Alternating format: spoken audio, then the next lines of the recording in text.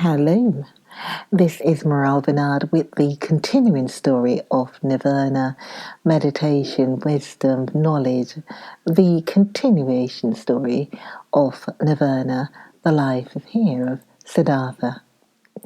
Last words were, I haven't learned to think from you, my dear Kamaswami.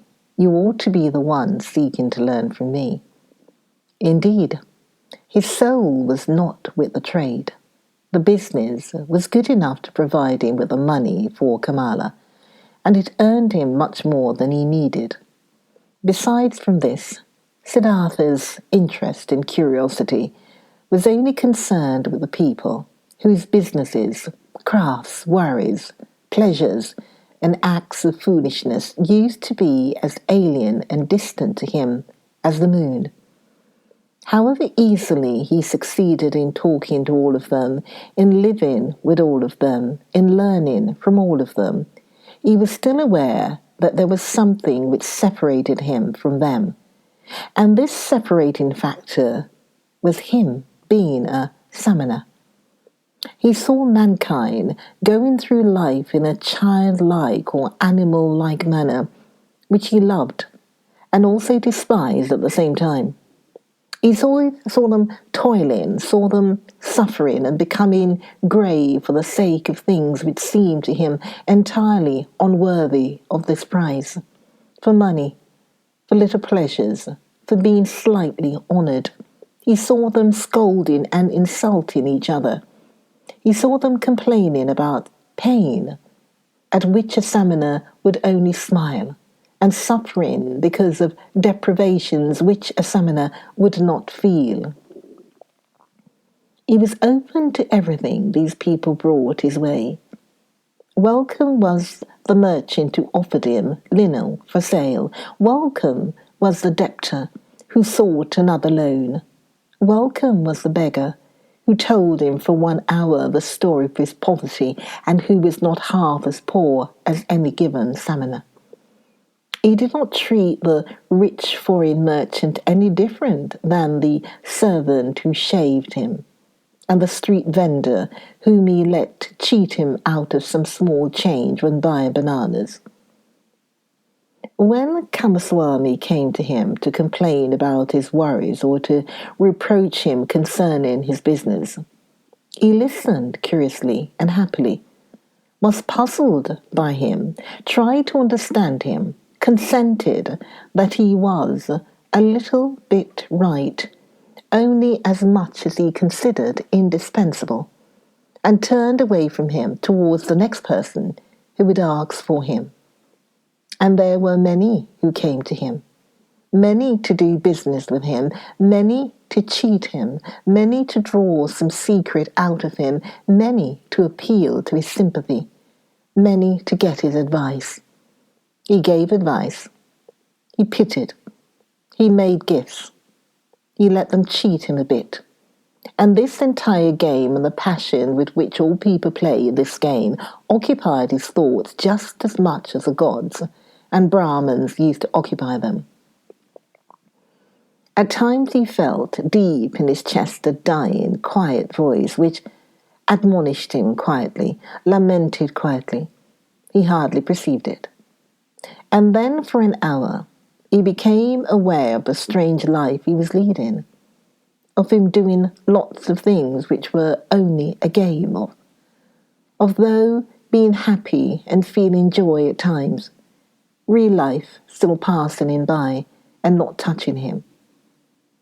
As a ball player plays with his balls, he played with his business deals, with the people around him, watched them, found amusement in them, with his heart, with the source of his being. He was not with them.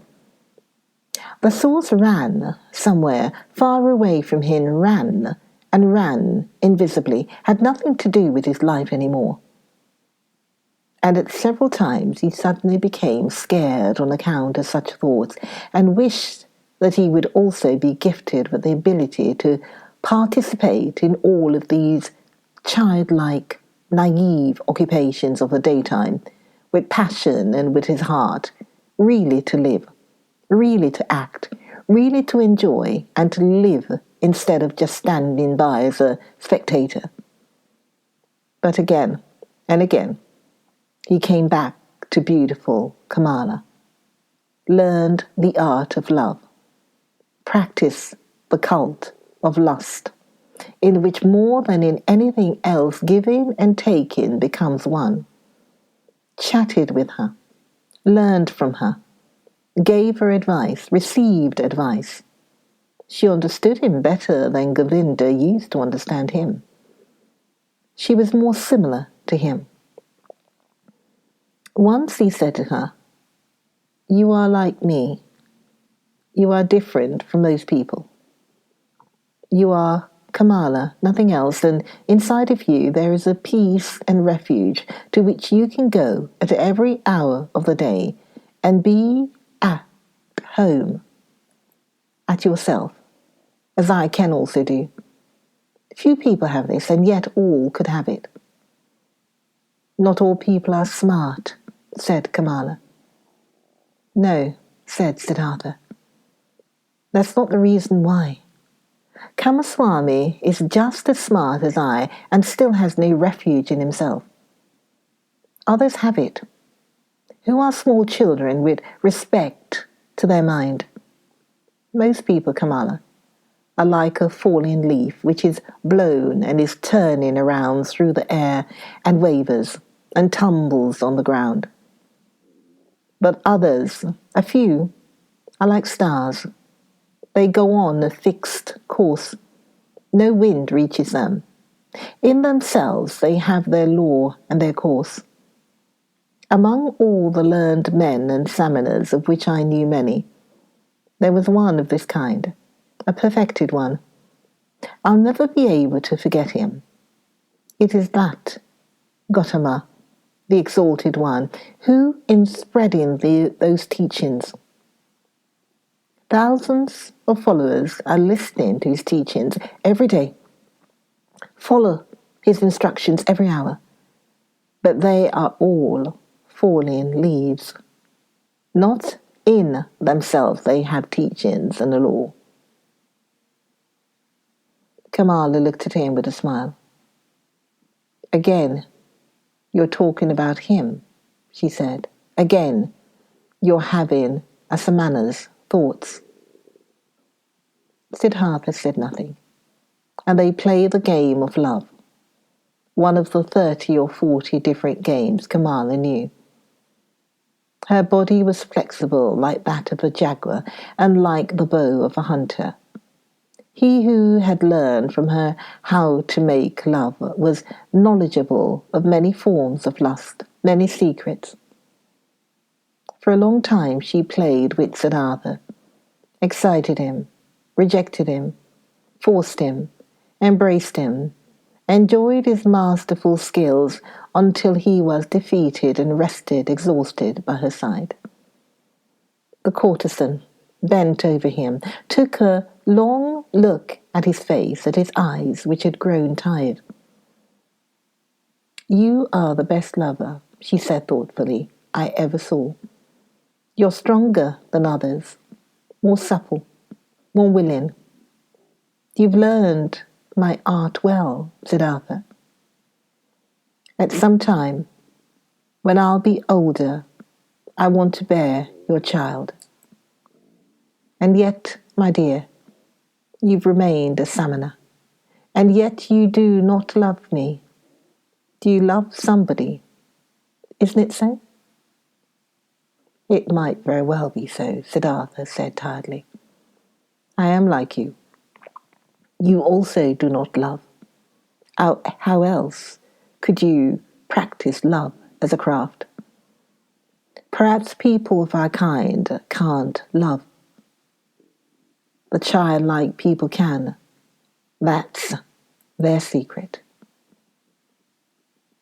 For a long time Siddhartha had lived the life of the world and of lust, though without being a part of it.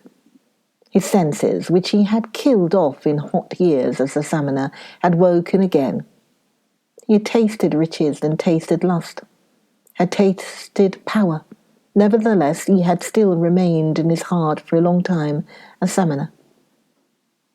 Kamala, being smart, had realized this quite right.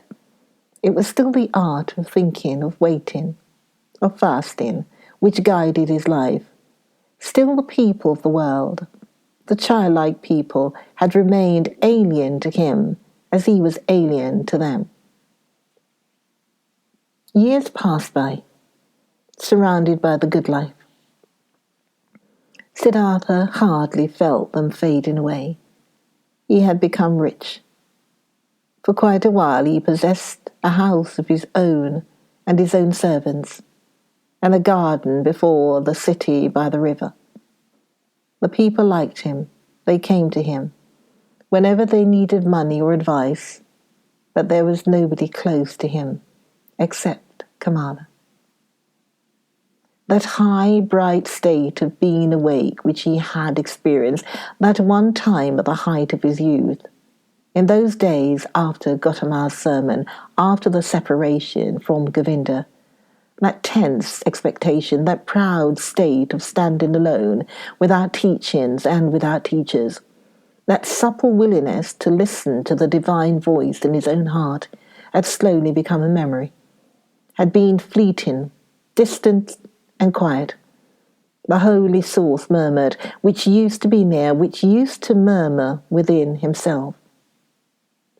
Nevertheless, many things he had learned from the Samanas, he had learned from Gautama. He had learned from his father, the Brahman, had remained within him for a long time afterwards. Moderate living, joy of thinking, hours of meditation, secret knowledge of the life, the self, of his eternal entity, which is neither body nor consciousness.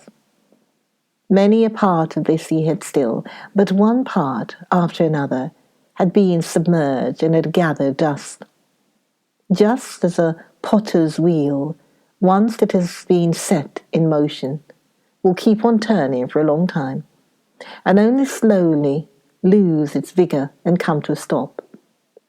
Thus Siddhartha's soul had kept on turning the wheel of asceticism, the wheel of thinking, the wheel of differentiation for a long time, still turning, but it turned slowly and hesitantly and was close to coming to a standstill. Slowly, like humidity, entering the dying stem of a tree, filling it slowly and making it rot. The whirl and slot had entered Siddhartha's soul. Slowly it filled his soul, made it heavy, made it tired, put it to sleep. On the other hand, his senses had become alive. There was much they had learned, much they had experienced. Siddhartha had learned to trade, to use his power over people, to enjoy himself with a woman. He had learned to wear beautiful clothes, to give orders to servants, to bathe in perfumed waters. He had learned to eat tenderly and carefully prepared food, even fish, even meat, and poultry, spices and sweets, and to drink wine, which causes sloth and forgetfulness.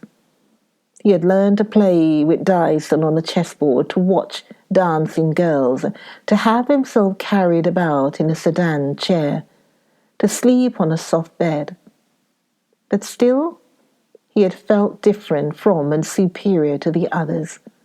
Always he had watched them with some mockery, some mocking disdain, with the same disdain which a samana constantly feels for the people of the world. When Kamaswami was alien, when he was annoyed, when he felt insulted, when he was vexed by his worries as a merchant, Siddhartha had always watched it with mockery. Just slowly and imperceptibly, as the harvest seasons and rainy seasons passed by, his mockery had become more tired. His superiority had become more quiet. Just slowly, among his growing riches, Siddhartha had assumed something of the childlike people's ways for himself, something of their childlikeness and of their fearfulness. And yet he envied them just the more similar he became to them. He envied them for the one thing that was missing from him, and that they had: the importance they were able to attach to their lives, the amount of passion in their joys and fears, the fearful but sweet happiness of being constantly in love. These people were all of the time in love with themselves, with women, with their children, with honours or money, with plans or hopes. But he did not learn this from them. This, out of all things, this joy of a child and this foolishness of a child, he learned from them out of all things the unpleasant ones, which he himself despised. It happened more and more often that, in the morning, after having had company the night before, he stayed in bed for a long time, felt unable to think, and tried. It happened that he became angry and impatient. When Kamaswami bored him with his worries, it happened that he laughed just too loud when he lost the game of dice. His face was still smarter and more spiritual than others, but it rarely laughed and assumed one after another those features which are so often found in the faces of rich people, those features of discontent, of sickliness, of ill humour, of sloth, of a lack of love. Slowly, the disease of the soul, which rich people have, grabbed hold of him. Like a veil, like a thin mist, tiredness came over Siddhartha, slowly getting a bit denser every day, a bit murkier every month, a bit heavier every year. As the new dress becomes old in time, loses its beautiful colour in time, gets stains, gets wrinkles, gets worn off at the seams and start to show threadbare spots here and there.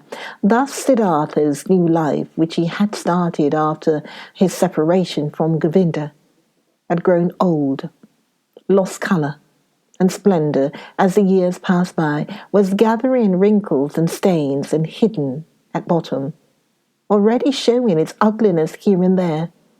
Disappointment and disgust were waiting. Siddhartha did not notice it. He only noticed that this bright and reliable voice inside of him, which had awoken in him at that time, and had ever guided him in his best times, had become silent. He had been captured by the world, by lust, covetousness, sloth, and finally also by that vice which he had used to despise and mock the most as the most foolish one of all vices, greed. Property, possessions, and riches also had finally captured him. They were no longer a game and trifles to him, had become a shackle and a burden. In a strange and devious way, Siddhartha had gotten into this final and most base of all dependencies by means of the game of dice. It was since that time, when he had stopped being a samana in his heart, that Siddhartha began to play the game for money and precious things, which he at other times only joined with a smile and casually as a custom of the childlike people with an increase in rage and passion. He was a feared gambler. Few dared to take him on, so high and audacious were his stakes. He played the game due to a pain of his heart. Losing and wasting his wretched money in the game brought him an angry joy. In no other way he could demonstrate his disdain for wealth, the merchant's false god, more clearly and more mockingly. Thus he gambled with high stakes and mercilessness, hating himself, mocking himself. 1,000, threw away 1,000, lost money, lost jewelry, lost a house in the country, won again, lost again. That fear, that terrible and petrifying fear, which he felt while he was rolling the dice, while he was worried about losing high stakes, that fear he loved and sought to always renew, always increase it, Always get it to a slightly higher level. For in this feeling alone, he still felt something like happiness, something like an intoxication, something like an elevated form of life in the midst of his saturated, lukewarm, dull life. And after each big loss, his mind was set to new riches, pursue the trade more zealously, force his debtors more strictly to pay, because he wanted to continue gambling. He wanted to continue squandering, continue demonstrating his disdain of wealth. Siddhartha lost his calmness when losses occurred, lost his patience when he was not paid on time, lost his kindness towards beggars, lost his disposition for giving away and loaning money to those who petitioned him. He who gambled away tens of thousands at one roll of the dice and laughed at it became more strict and more petty in his business, occasionally dreaming at night about money. And whenever he woke up from this ugly spell, whenever he found his face in the mirror of the bedroom's wall to have aged and become more ugly, whenever embarrassment and disgust came over him, he continued fleeing into a new game, fleeing into a numbing of his mind brought on by sex, by wine, and from there he fled back into the urge to pile up and obtain possessions. In this pointless cycle, he ran, growing tired, growing old, growing ill. Join me for the next video of Siddhartha. Join me for Nirvana, for knowledge, yes, wisdom, power. Join me for the next video of Nirvana. And please subscribe and please share these videos. So I'll see you soon. Join me in the next video of Nirvana.